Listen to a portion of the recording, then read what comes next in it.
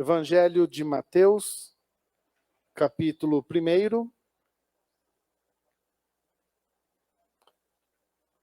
Evangelho segundo nos escreveu Mateus,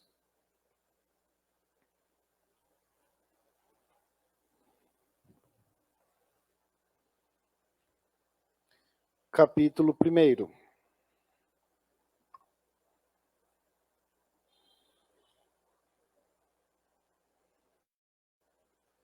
Nós vamos ler a passagem em que José descobre que Maria estava grávida, quando ele recebe a notícia.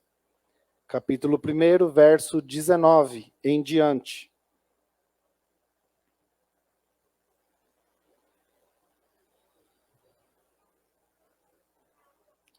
Está escrito: Então José, seu marido, como era justo e a não queria infamar, intentou deixá-la secretamente. E projetando ele isso, eis que em sonho lhe apareceu um anjo do Senhor dizendo: José, filho de Davi, não temas receber a Maria, tua mulher, porque o que nela está gerado é do Espírito Santo. E ela dará à luz um filho, e lhe porás o nome de Jesus, porque ele salvará o seu povo dos seus pecados. Até aqui. Senhor nosso Deus e Pai, que diante desta palavra, as verdades aqui contidas, que os teus filhos possam compreendê-la, entendê-la e vivê-la. Que não seja, ó Deus, uma mensagem apenas, mas uma transformação de vida na vida desse povo tão querido e amado. Homens e mulheres preciosos, comprados por precioso sangue, cheios do Espírito Santo, e que este mesmo Espírito revele a cada um estas palavras. Que o pastor seja somente um canal, mas que a palavra de Deus, que tem toda a autoridade, trabalhe no coração dos teus filhos. Este é o nosso pedido e desejo em nome de Jesus. Amém. Amados, nós vemos aqui no verso de número 21, uma das declarações mais importantes.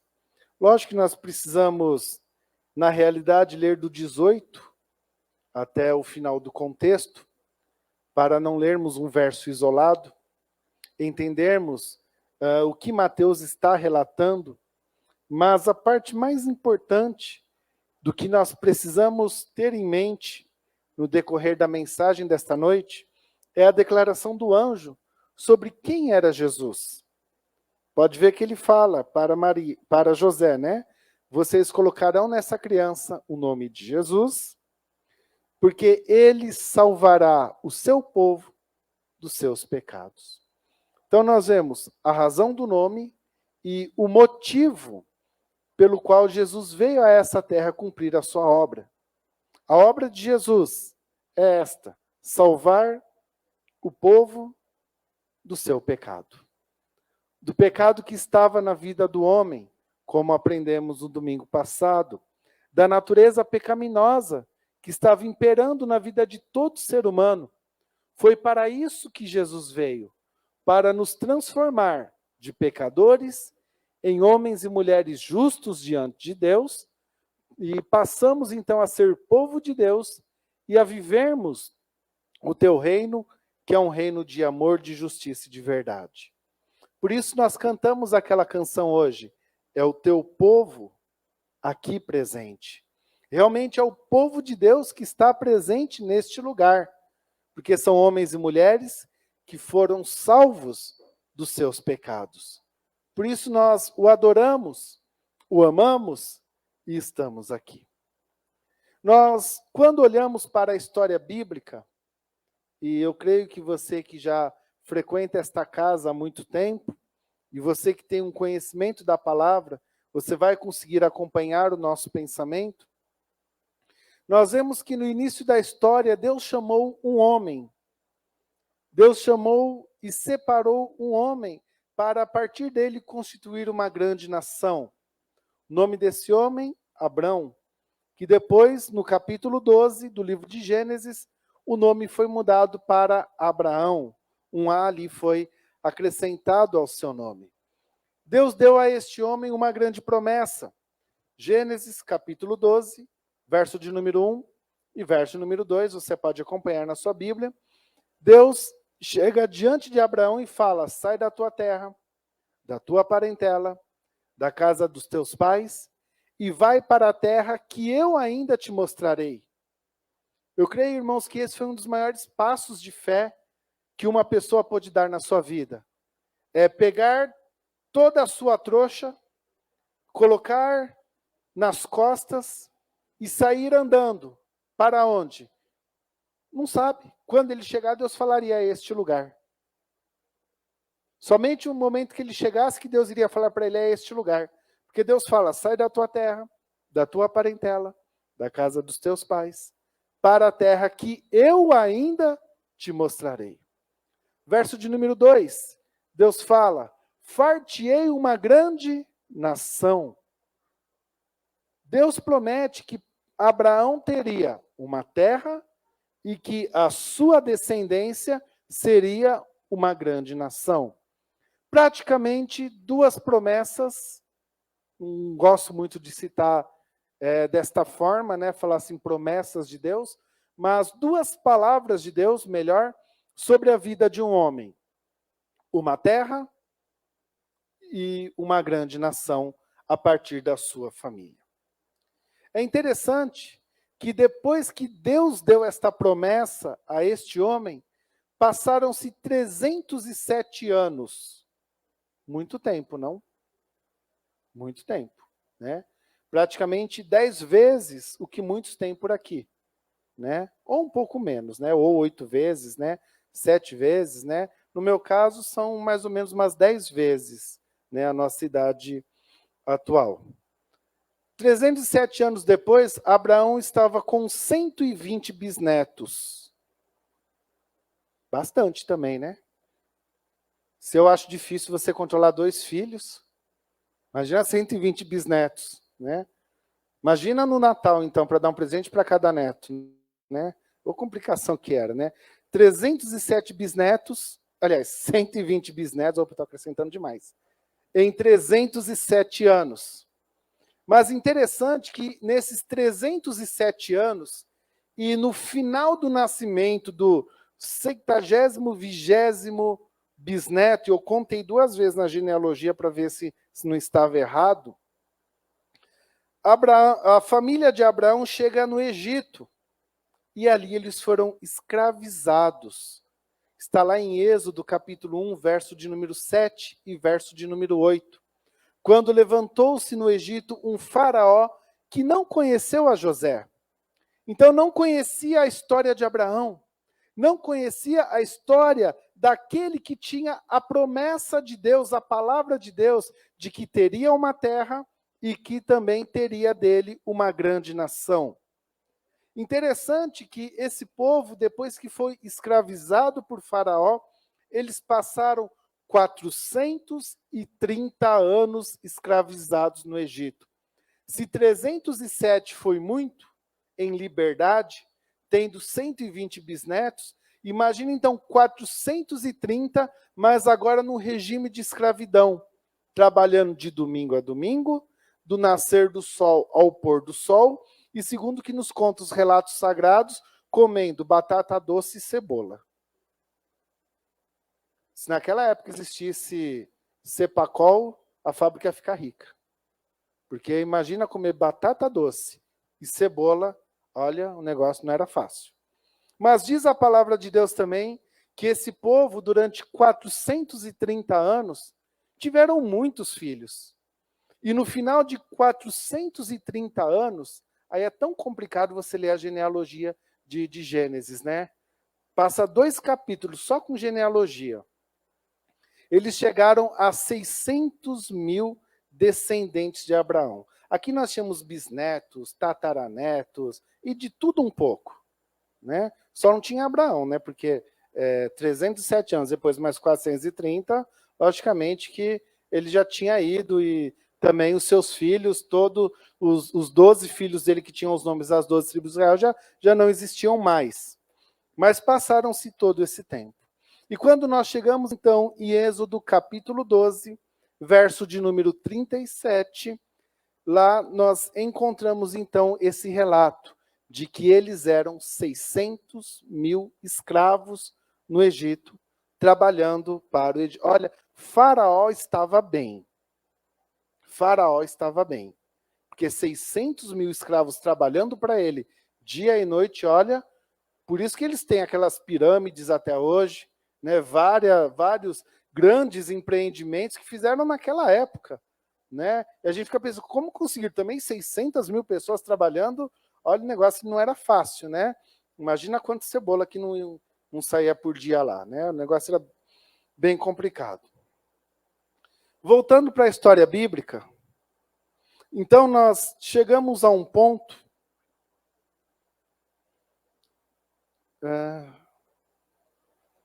que passaram-se então 777 anos, que foram os 307, depois mais aqueles 430, e mais 40 anos que Moisés ficou com o povo ali no deserto. Passaram-se então 777 anos, e a promessa que foi dada a Abraão ainda não tinha se cumprido. Lembram-se da promessa? Uma terra e uma grande nação. A grande nação estava lá, né? 600 mil pessoas. Lembrando que só se contava homens. Grandes historiadores dizem que chegavam a quase 2 milhões de pessoas. São quase 10% da população da cidade de São Paulo. Então nós chegamos a um ponto onde Moisés morre no final ali de toda a sua jornada, depois dos 40 anos que passou ali no deserto, e Deus levanta um homem chamado Josué para continuar e, quem sabe, receber a promessa de Deus. Eu acredito, irmãos, que neste momento, metade da promessa já tinha se cumprido, porque a grande nação já estava lá, né? 600 mil homens, mais mulheres e crianças. Agora faltava a outra parte, a terra. Porque onde iria habitar todo esse povo? Onde iria morar todo esse povo?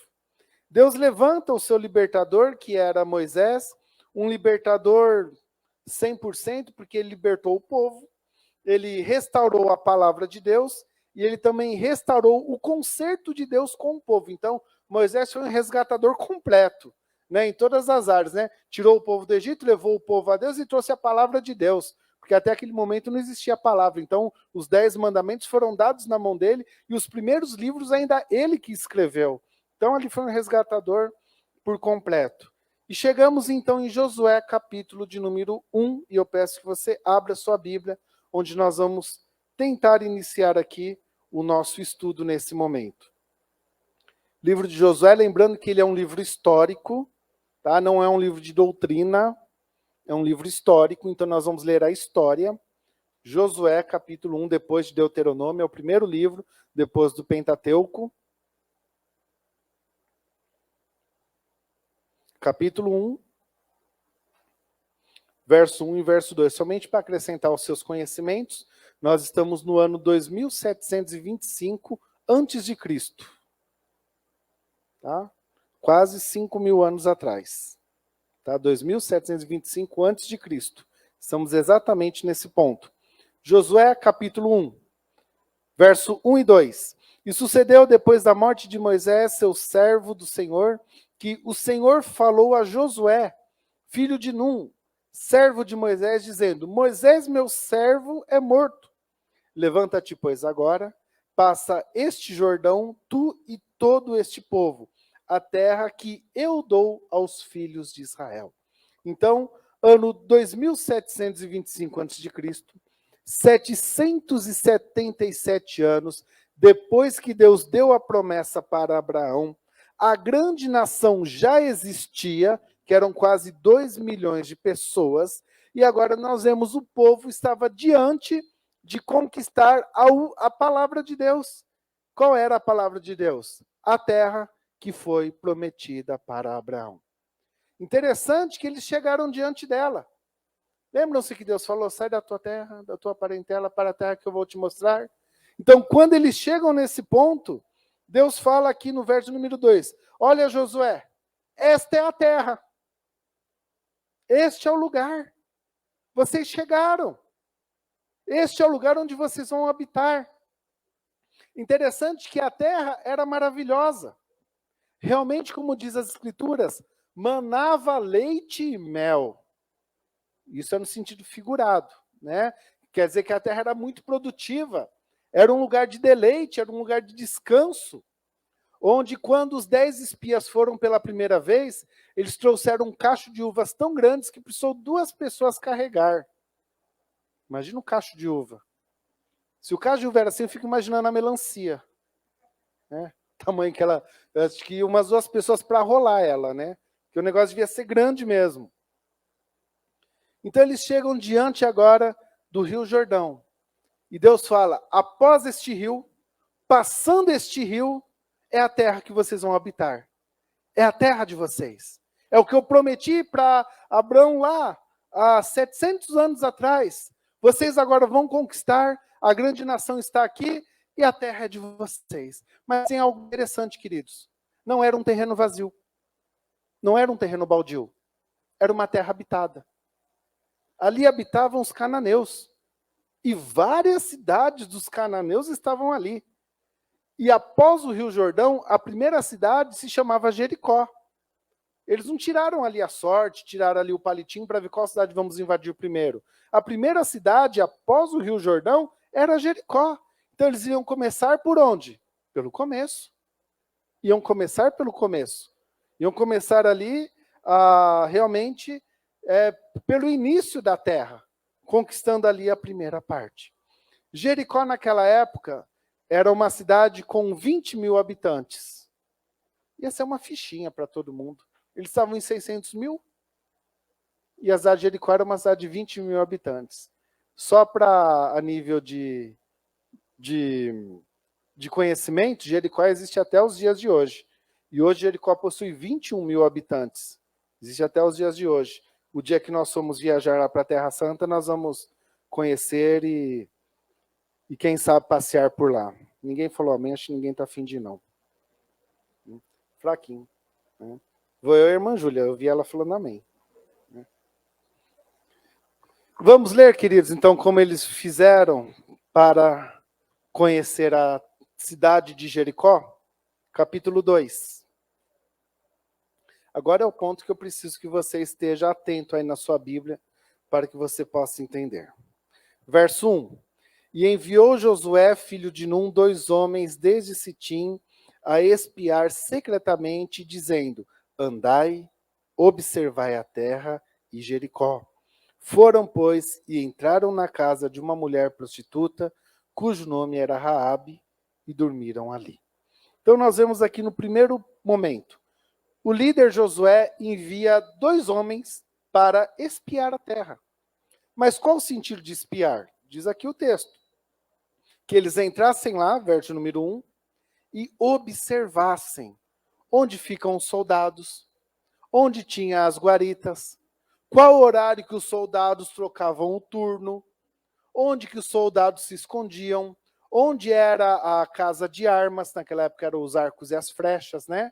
Não se tinha outro tipo de arma nessa época. Então, que eles entrassem lá, ficassem alguns dias em Jericó e analisassem qual seria a melhor estratégia para ali eles invadirem e sitiarem e tomarem toda a cidade. Diz o verso de número 1 também, que eles foram a uma estalagem de uma mulher chamada Raabe, totalmente estratégico, porque na estalagem passava ali viajantes, passava ali vendedores, passava ali caixeiros, então era um lugar estratégico, onde as notícias aconteciam, porque não tinha jornal na época. Então, sentaram ali na mesa, ouviram todo mundo falando, olha, estávamos viajando, vimos aquilo, fomos vender tecidos em tal lugar, ouvimos essa história, ouvimos isso, ouvimos aquilo, e eles foram ali se preparando por todas as coisas. Diz o texto também que Raabe ela tinha ali uma casa de prostituição, algo que era comum entre os cananeus, né? Foi uma experiência talvez diferente ali para os judeus, porque entre os hebreus ainda nessa época, não existia prostituição. A prostituição era proibida, segundo Levítico, capítulo de número 20, que toda mulher ou homem também que fosse pego em prostituição era apedrejado até a morte. Então, mesmo que tivesse uma ali, quando era descoberta, não existia mais, né? Então, entre o povo hebreu não existia a prostituição, mas entre ali os cananeus, infelizmente, isso que é horrível, era algo muito comum. Verso de número 2. Então, deu-se a notícia ao rei de Jericó, dizendo: eis que esta noite vieram aqui uns homens dos filhos de Israel para espiar a terra. Queridos, então a notícia vazou. O que era algo secreto chegou nos ouvidos do rei. Nessa época não se tinha prefeito da cidade, só tratavam como rei ali, na região da Cananeia. Então a notícia vazou, perceberam, alguém foi lá e avisou o rei, e o rei que estava temeroso, porque as notícias já tinham chegado, né? Ó, do outro lado do rio, tem 600 mil pessoas querendo invadir aqui. E nós somos só 20 mil habitantes. Então a gente não tem uma chance com eles. Então o rei já estava temeroso. Verso de número 3. Pelo que enviou o rei de Jericó a Raabe, dizendo: tira fora os homens que vieram a ti e entraram na tua casa, porque vieram a espiar a terra. 4. Porém, aquela mulher tomou a ambos aqueles homens e os escondeu e disse: é verdade que vieram homens a mim, porém eu não sabia de onde eles eram. 5. E aconteceu que, havendo-se de fechar a porta, sendo já escuro, aqueles homens saíram. Não sei para onde aqueles homens se foram. Ide após eles depressa, porque vós os alcanceis.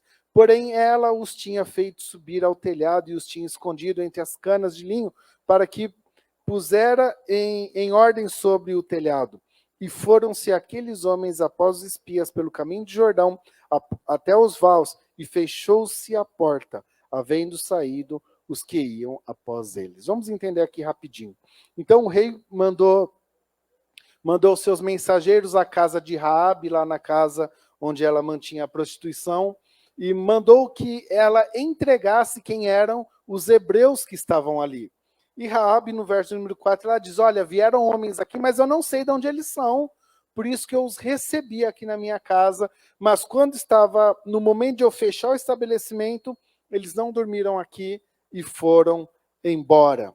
Diz o verso de número 6, que ela falou: então vão, corram atrás deles, quem sabe vocês os alcancem.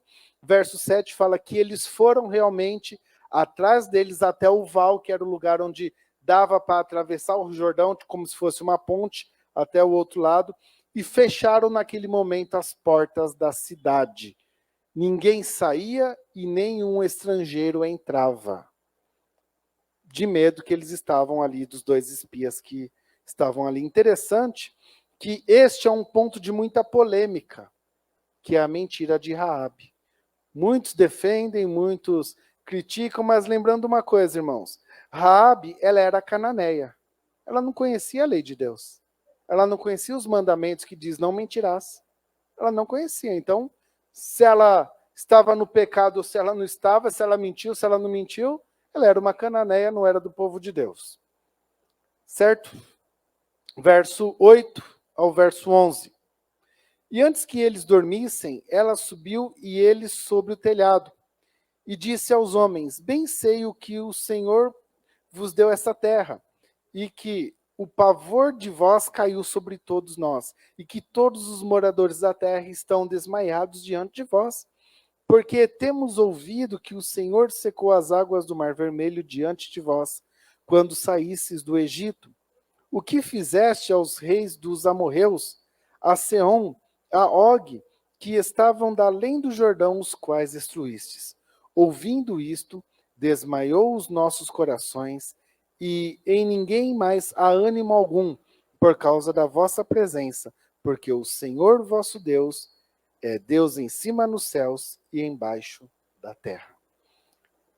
Raabe, que tinha escondido esses homens lá no seu telhado, E como era uma casa onde se vendia bebida, tinha muita cana ali, ela escondeu eles entre as canas, porque com certeza as canas estavam lá para que durante o dia elas fossem secando. Depois que os soldados foram embora e fecharam as portas da cidade, já à noite ela subiu lá e falou para eles, a partir do verso 9, falando: eu sei quem é o Deus de vocês. No verso 11 ela fala, bem no finalzinho, que o Deus deles é o Deus dos céus, e acima dos céus, embaixo da terra, não havia outro como o Deus de Israel. Que bênção, né, queridos? Uma cananeia confessando quem é o Deus que nós servimos, quem é o Deus verdadeiro. Por isso ela os escondeu com medo e ela ainda fala: olha, quando nós ficamos sabendo que vocês estavam do lado, toda a nossa cidade ficou em pânico. Verso de número 10. Nós desmaiamos, a nossa cidade está em pânico. Verso 11, o nosso coração está desfalecido e ninguém fala em mais nada nessa cidade, a não ser no ataque que vocês estão prometendo aqui para nos destruir. Então ela realmente confessa e sabe quem era o Deus de Israel. Verso 12 e verso 13, acompanhe na sua Bíblia. Agora, pois, jurai-me vos peço, pelo Senhor, pois que vos fiz beneficência, que vós também fareis beneficência à casa do meu pai, e dai-me um sinal certo, de que dareis a vida de meu pai e de minha mãe, como também a meus irmãos e a minhas irmãs, com tudo o que tem, de que livrareis as nossas vidas da morte. Então nós vemos, queridos, que em momento algum Raabe pede: olha, não invadam Jericó, olha, não destruam a nossa cidade, olha, não venham aqui destruir aqui os cananeus para estabelecer o reino do Deus de vocês. Não foi esse o pedido dela. Ela fez o único pedido, falou: olha, quando vocês invadirem a cidade e matarem todo mundo, não mata meu pai, não mata minha mãe e não mata os meus irmãos, deixa-nos viver com vocês. Esse era o pedido dela, que a vida deles fosse poupada e aquilo que eles possuíam, ou seja, a casa e também os bens, entre outras palavras, que eles não fossem escravizados pelos hebreus, que eles mantessem-lhes a vida e eles permanecessem livres. Entre outras palavras, Raabe faz um pedido de misericórdia para aqueles homens. Verso 14. Então aqueles homens responderam: a nossa vida responderá pela vossa, até o ponto de morrer, se não denunciardes este nosso negócio, e será, pois que, dando-nos o Senhor essa terra, usaremos contigo de benevolência e de fidelidade. Então eles dão ali uma carta branca praticamente para Raabe, né? Eles prometem: olha, se você realmente continuar nos escondendo e não contar para ninguém que somos nós os espias, nós realmente manteremos a sua família viva. Nós prometemos que nós não vamos destruir, vamos usar de benevolência e também de fidelidade. Verso 15. Ela então os fez descer por uma corda pela janela, porquanto a sua casa estava sobre o muro da cidade e ela morava sobre o muro. Lembram-se que as portas da cidade estavam fechadas. E a cidade, ela era rodeada por uma grande muralha, que depois caiu, né? E a casa de Raabe, a estalagem dela, ficava dentro do muro. Então tinha uma janela para o lado de fora da cidade. Foi por onde ela fez que eles descessem e pudessem ir embora, sem passar pelos portões. 16. E disse-lhes, Raabe disse a eles: ide ao monte, para que porventura vos não encontrem os perseguidores, e escondei-vos lá 3 dias, até que voltem os perseguidores, e depois ide pelo vosso caminho. Então ela aqui dá as últimas instruções ainda, né? Vocês fujam lá para o monte, fiquem lá 3 dias, depois que aquele pessoal que saiu para procurar vocês voltarem, aí sim vocês voltem para a terra de vocês. Fiquem lá para que no meio do caminho vocês não sejam pegos. Verso 17 ao 21. Agora são os espias que falam para Raabe. E disse-lhes aqueles homens: desobrigados seremos deste teu juramento que nos fizeste jurar, se vindo nós à terra, não atares este cordão de fio de escarlata à janela, por onde nos fizeste descer, e se não lhe recolhesses da casa contigo, teu pai, tua mãe, teus irmãos, e toda a família do teu pai. Será, pois, que qualquer que sair para fora da porta da tua casa, e seu sangue será sobre a sua cabeça, e nós seremos sem culpa. Mas qualquer que estiver contigo em casa, o seu sangue seja sobre a nossa cabeça, se nele se puser mão. Também, se tu denunciares esse nosso negócio, seremos desobrigados do teu juramento que nos fizeste jurar. E ela disse, conforme as vossas palavras, assim seja. Então os despediu, e eles foram, e ela atuou o cordão de escarlata à sua janela. Eu fui procurar essa semana na internet, e o que tem de pregação de gente falando desse cordão de escarlata, fazendo uma ilustração ao sangue de Jesus, porque é o sangue de Jesus que nos protege, mas aqui ele só pede um cordão de escarlata de cor vermelha, que é para que fique evidente qual casa que não era para invadir. Então eles colocaram na janela da casa um tecido super vermelho, bem vermelho, para saberem qual casa eles não iam invadir. E ainda falaram para ela, olha, se você guarda na sua casa, seu pai, a sua mãe e os seus irmãos. Aqueles que estiverem fora, nós não conhecemos, vão morrer da mesma forma quando vocês forem atacados. Verso 22. Foram-se, pois, e chegaram ao monte, e ficaram ali 3 dias até que voltaram os perseguidores, porque os perseguidores os buscavam por todo o caminho, porém não os acharam. E 23. Assim aqueles 2 homens voltaram e desceram do monte e passaram a viver, e contaram a Josué, filho de Num, e contaram-lhe tudo quanto lhe aconteceu. Então eles voltaram em segurança para o arraial, voltaram para o seu líder, contaram para Josué tudo aquilo que eles tinham vivido e tudo aquilo que eles tinham prometido para Raabe e tudo que eles tinham entendido, qual o melhor jeito, momento e forma de invadirem a cidade. E encerrando, nós vamos para o capítulo de número 6. Capítulo de número 6, verso 20 em diante. Gritou, pois, o povo, tocando os sacerdotes as buzinas. Sucedeu que, ouvindo o povo o sonido da buzina, gritou o povo com grande grita, e o muro caiu abaixo, e o povo subiu à cidade, cada qual em frente de si, e tomaram a cidade. Tudo quanto na cidade havia, destruíram totalmente ao fio da espada, desde o homem até a mulher, desde o menino até o velho, até o boi, o gado miúdo e ao jumento. Josué, porém, disse aos 2 homens que tinham espiado a terra: entrai na casa da mulher prostituta e tirai de lá a mulher com tudo quanto tiver, como lhe tendes jurado. Então entraram os jovens e os espias e tiraram a Raabe, a seu pai, a sua mãe, os seus irmãos e tudo quanto tinha. Tinham também a todas as suas famílias e puseram-nos fora do arraial de Israel. Porém, a cidade e tudo quanto havia nela queimou-a no fogo. Tão somente a prata e o ouro e os vasos de metal e os de ferro deram para o tesouro da casa do Senhor. Assim deu Josué vida à prostituta Raabe e à família de seu pai e a tudo quanto tinha, e habitou no meio de Israel até ao dia de hoje, porquanto esconderam os mensageiros de Josué tinha enviado a espiar a Jericó. Até os dias de hoje, ele quer dizer que até os seus descendentes, nos dias de hoje, ainda são considerados judeus. Os descendentes até hoje, 2022, de Raabe, ainda são considerados judeus. Ainda vivem no meio do povo de Deus. Então nós vemos aqui uma transformação de vida de uma mulher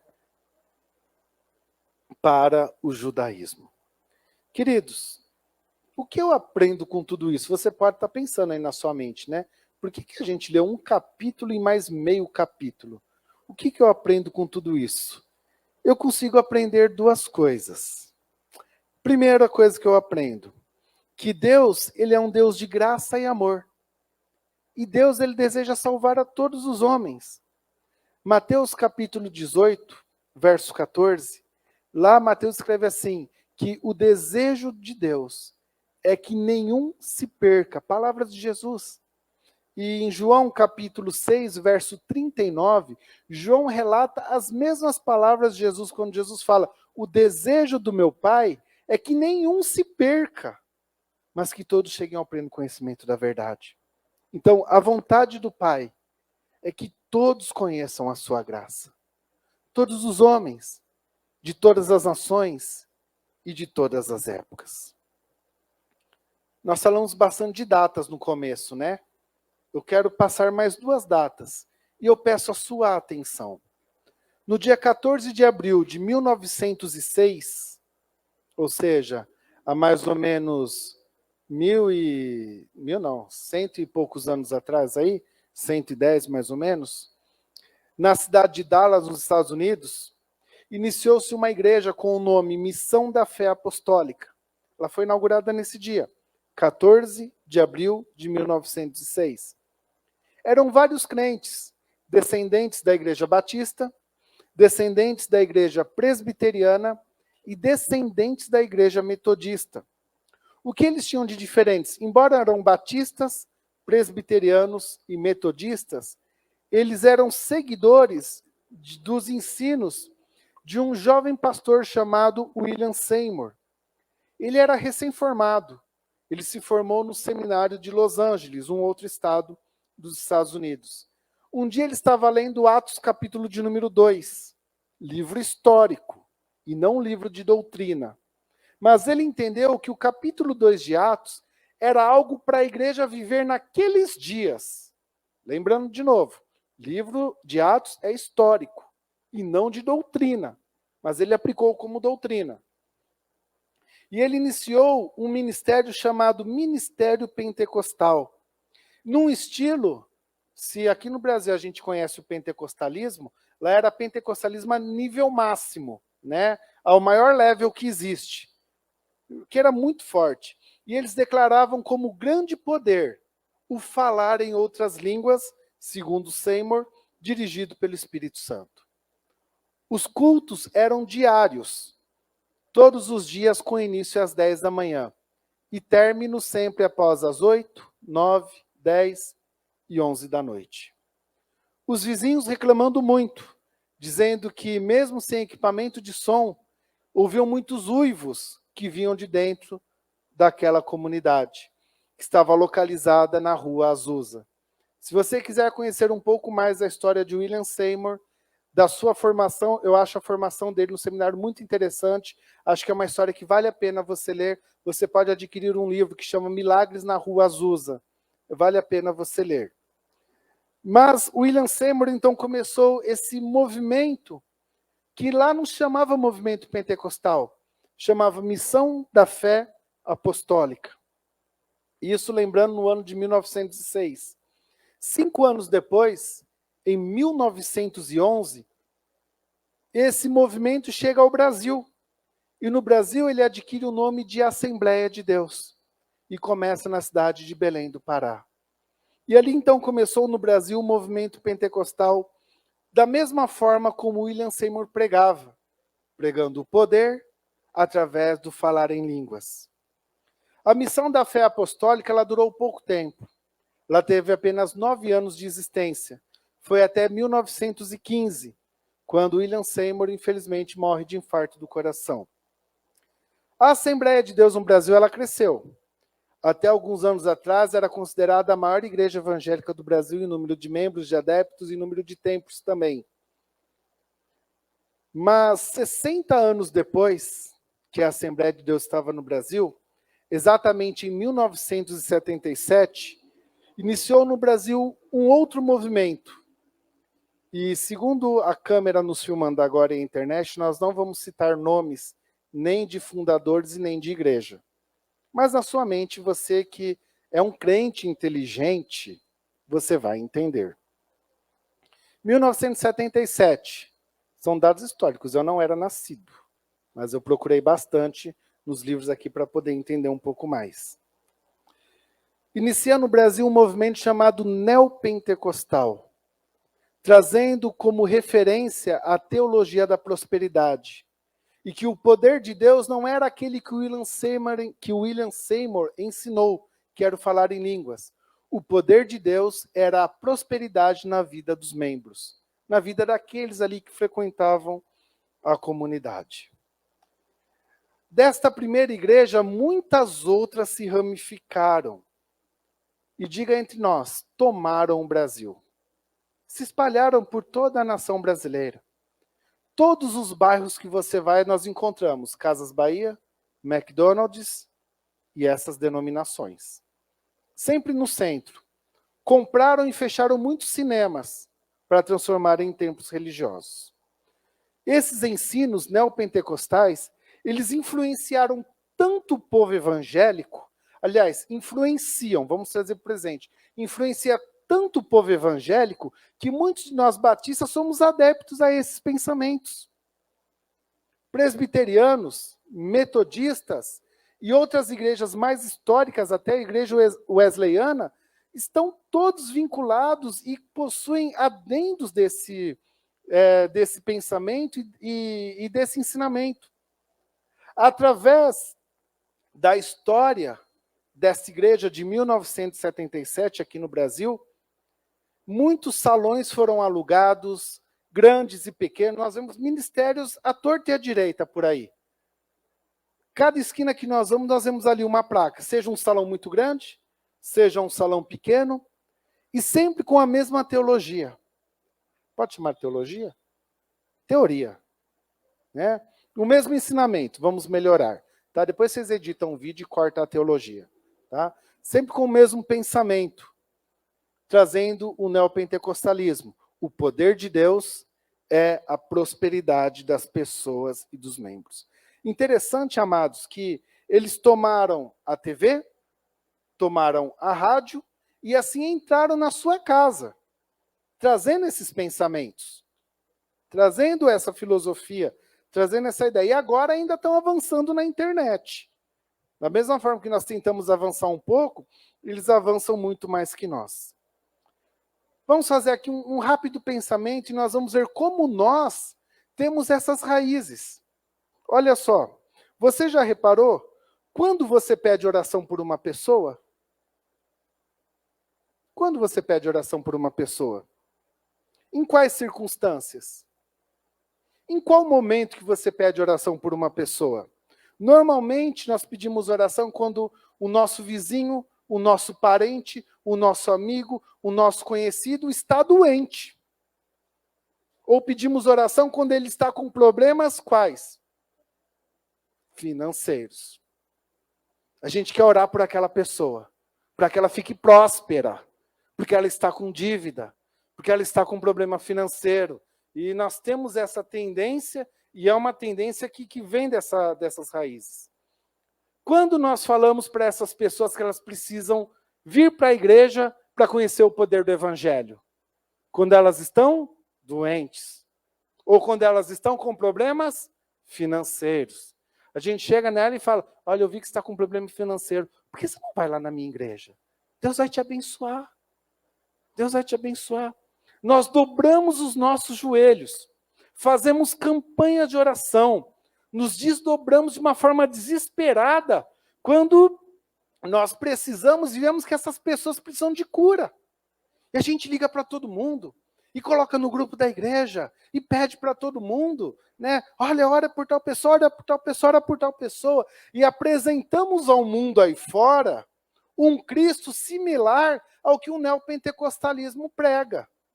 Jeová Jirê, o Deus da provisão, Jeová Rafá, o Deus que cura, e o mais conhecido, Deus é fiel. Não que ele não seja. Ele é Jirê, ele é Rafá e ele é fiel. Aí me fica uma pergunta na minha mente. Agora essa dúvida sou eu que tenho. Por que nós não falamos de Cristo para as pessoas quando elas estão sadias e quando elas estão bem financeiramente? Por que nós não pedimos oração para as pessoas quando elas estão com a sua saúde perfeita e quando elas estão comprando carro zero? Vamos orar por aquela pessoa porque ela comprou o carro zero, mas está sem Cristo. Amados, nós deixamos de orar por aqueles que não estão enfermos, mas estão caminhando para o inferno. A palavra de Deus, ela continua sendo verdadeira, que aquele que morre sem Cristo está condenado ao inferno por toda a eternidade. Isso é real, infelizmente. Seja o meu pai, seja a minha mãe, seja o meu irmão, seja meus filhos, se não aceitarem a Jesus, amados, no dia que estiverem no seu julgamento, não herdarão o reino dos céus. Esta é a realidade que nós vivemos. É um evangelho que pouco nós apresentamos. Apresentamos o evangelho da cura nessa terra. Apresentamos o evangelho da prosperidade nessa terra, que um dia há de ficar aqui. Jesus mesmo falou, olha, prosperidade não é aqui não, prosperidade é no céu. Ajuda um tesouro lá, não ajuda um tesouro aqui não. Aqui a traça corrói, lá não. Que nós possamos mudar os nossos pensamentos. Aí eu fico pensando, por que nós não nos desdobramos com o mesmo desespero para pedir oração por uma pessoa que ainda não está convertida, da forma como nós pedimos para uma pessoa que está enferma? Sabe por quê? Eu cheguei a duas respostas. Não que eu tenho a verdade em mim, mas orando a Deus eu entendi duas respostas. A primeira, os nossos argumentos são muito fracos. Nós conhecemos o Deus que cura, conhecemos o Deus que dá prosperidade, mas pouco nós conhecemos o Deus que salva. Pouco nos importamos em aprender sobre salvação. Poucos conhecem sobre a martiologia. Digamos assim que 50% dos crentes hoje não sabem o que é a martiologia. Poucos conhecem a doutrina da imputação. Nós ensinamos aqui há pouco tempo atrás na escola dominical, no mês de janeiro. Alguém se lembra do que era a martiologia, do que era a imputação? Pouco nós lembramos desses conceitos, mas lembramos do Deus que é fiel, que cura e que dá prosperidade. Segunda resposta que eu chego. O nosso testemunho nessa área é muito fraco. É muito fraco. Nós não conseguimos falar para a pessoa, olha, eu orei pelo meu tio para que ele se convertesse e hoje ele se converteu. Porque nós não fizemos isso. Mas nós temos o testemunho. Eu orei para aquela pessoa ficar curada e ela ficou. Orei por aquela pessoa para ela receber um carro novo e ela recebeu. Esse a gente tem. Esse a gente tem. Outro exercício para nós lembrarmos um pouco mais. Quantos conhecem o hino 329 do cantor cristão? Vamos puxar junto um pedacinho? Me ajuda, Sheila. Conta as bênçãos. Lembram-se do refrão? Quantas bênçãos, dize as quantas são. O que mais? Recebidas da divina mão. Uma, dize-as de uma vez. Há de ver surpreso quanto Deus já fez. Outro que nós nos lembramos e conhecemos muito, 154. Vamos lá? Firme nas promessas do meu Salvador. Não precisa nem da letra. Cantarei louvores ao meu Criador. Fico pelos séculos do seu favor. Firme nas promessas de Jesus. Agora, quem conhece o 407? Vamos juntos? Ditoso dia. Ninguém conhece? Em que aceitei do meu Jesus a salvação. Que prazer eu senti no dia em que me converti. E viu, irmão, nós conhecemos as bênçãos, conhecemos as promessas. Pouco nós conhecemos do dia que nós aceitamos a Cristo. Pouco nós celebramos. Os irmãos entenderam? Deus, ele deseja salvar a todos. E o que o texto que nós lemos tem a ver com tudo isso? Raabe, é o maior exemplo disso tudo, queridos. Raabe, ela era cananeia, não era do povo de Deus, era cananeia.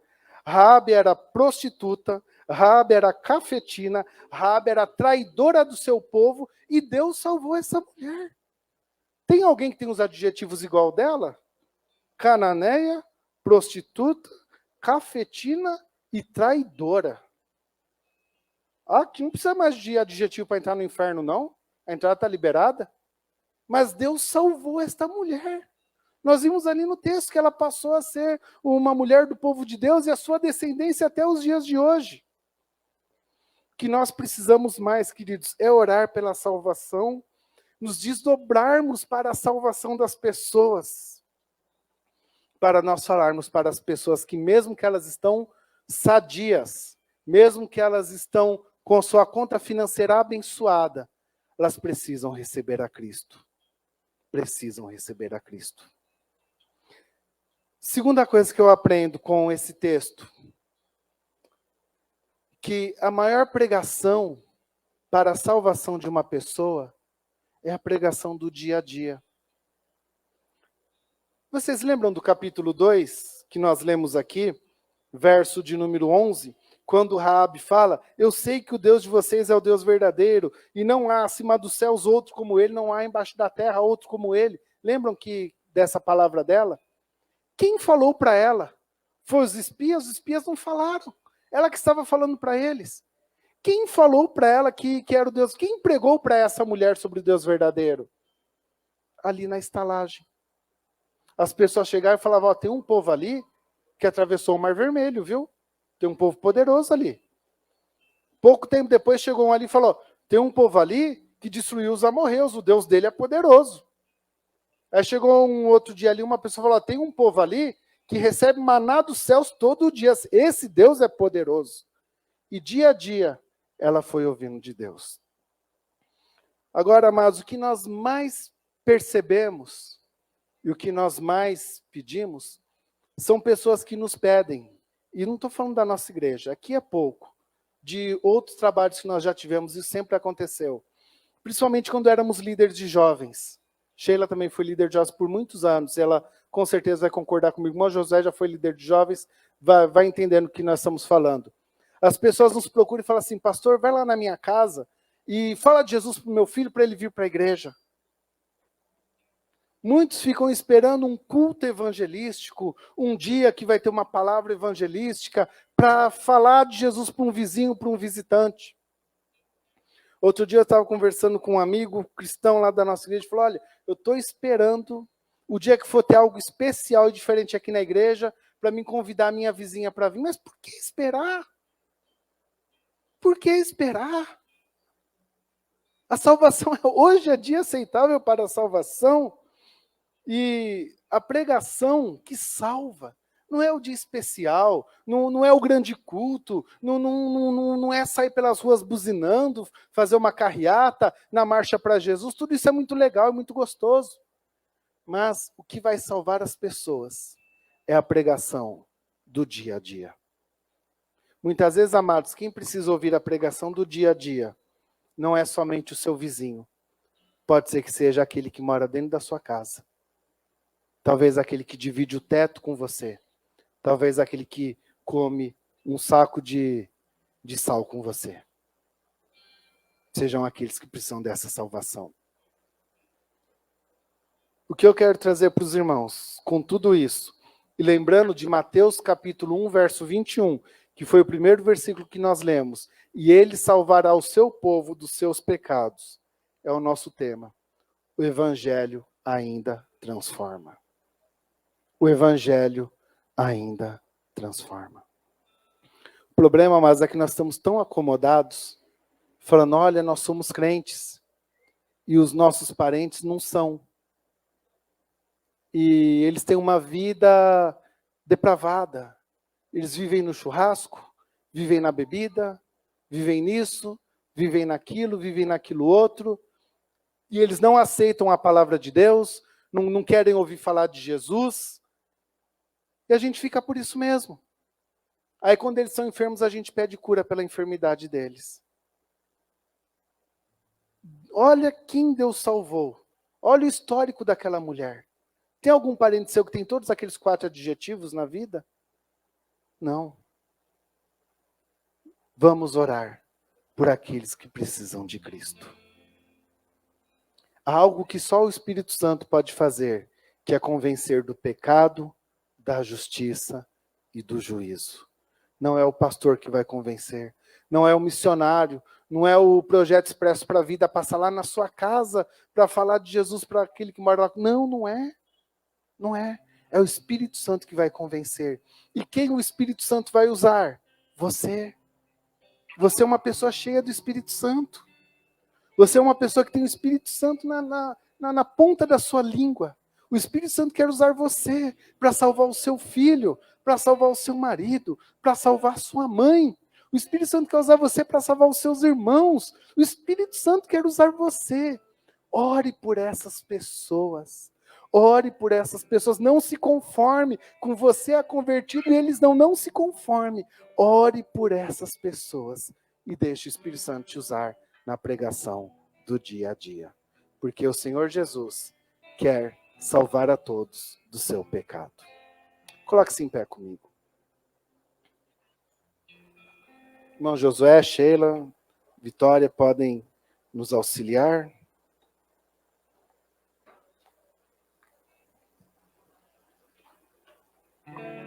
Puderem passar para o irmão Anderson a canção que nós vamos cantar, para a letra ser projetada.